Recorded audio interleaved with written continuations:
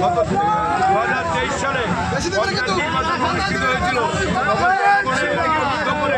এই তৃণমূল সরকারে ছিল তাদের গুন্ডা বাহিনীর দ্বারা আমাদের যারা নির্বাচিত সদস্য ছিল তাদের সার্টিফিকেট কেড়ে নিয়ে ওরা নিজেরা উইনিং সার্টিফিকেট নিয়ে পঞ্চায়েত গঠন করেছিল। আজকে পালাবদল হওয়ার পরে সারা গোটা রাজ্যে আমরা দেখতে পাচ্ছি বিভিন্ন পঞ্চায়েত প্রধান, পঞ্চায়েত সমিতির সভাপতি, সহসভাপতি তারা পদত্যাগ করছে এবং বাড়ি থেকে পালিয়ে যাচ্ছে জনরোষের ভয়ে। সেই জায়গায় দাঁড়িয়ে তার মধ্য দিয়ে মাউন্টগ্রাম গ্রাম পঞ্চায়েতের যে প্রধান ছিল, উপপ্রধান ছিল, তারাও নিজেরা আতঙ্কিত হয়ে জনরোষের ভয়ে তারা এই জায়গা থেকে নিজেরা পদত্যাগ করেছে।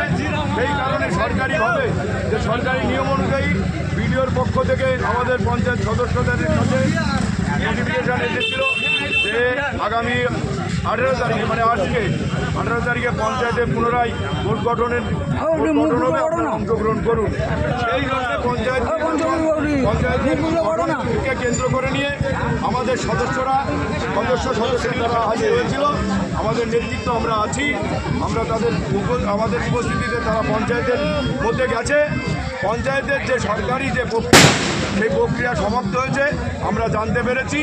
বিরোধীদের দলের একজন পঞ্চায়েত সদস্যা তারা কেউ উপস্থিত হয়নি।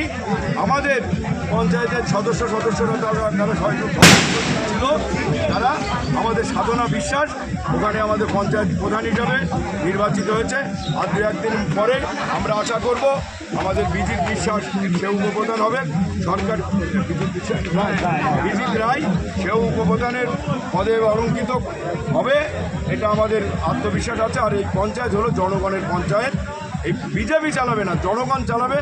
জনগণের দুঃখ দুর্দশার কথা শুনে আমাদের পঞ্চায়েত প্রধান তার টিম নিয়ে নেতৃত্ব দেবে। আমরা পাশের থেকে সহযোগিতা করব। আমাদের আজকে আমরা দেখেছি তৃণমূলের আমলে মামজান পঞ্চায়েতে কোনো রকম উন্নয়নমূলক